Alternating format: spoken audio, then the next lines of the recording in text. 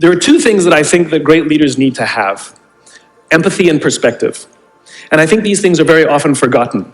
Leaders are so often so concerned about their status or their position in an organization, they actually forget their real job.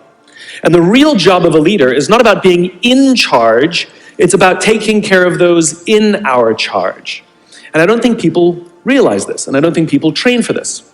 When we're junior, our only responsibility is to be good at our jobs. That's all we really have to do. And some people actually go get advanced educations so that they can be really good at their jobs, accountants or whatever, right?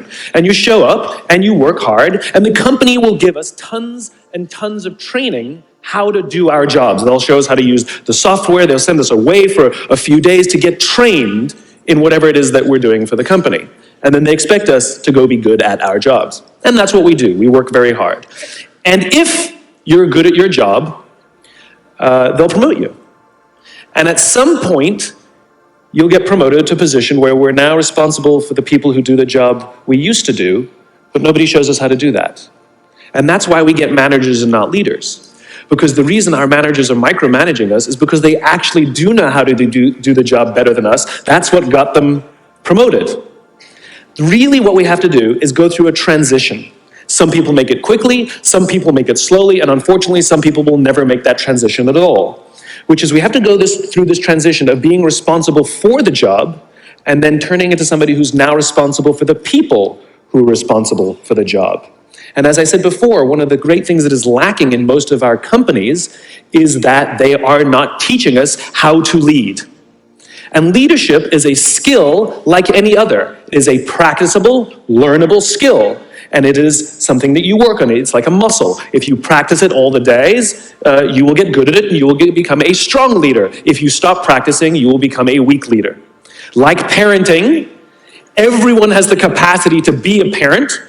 Doesn't mean everybody wants to be a parent, and doesn't mean everybody should be a parent. Leadership is the same. We all have the capacity to be a leader. Doesn't mean everybody should be a leader, and it doesn't mean everybody wants to be a leader. And the reason is because it comes at great personal sacrifice.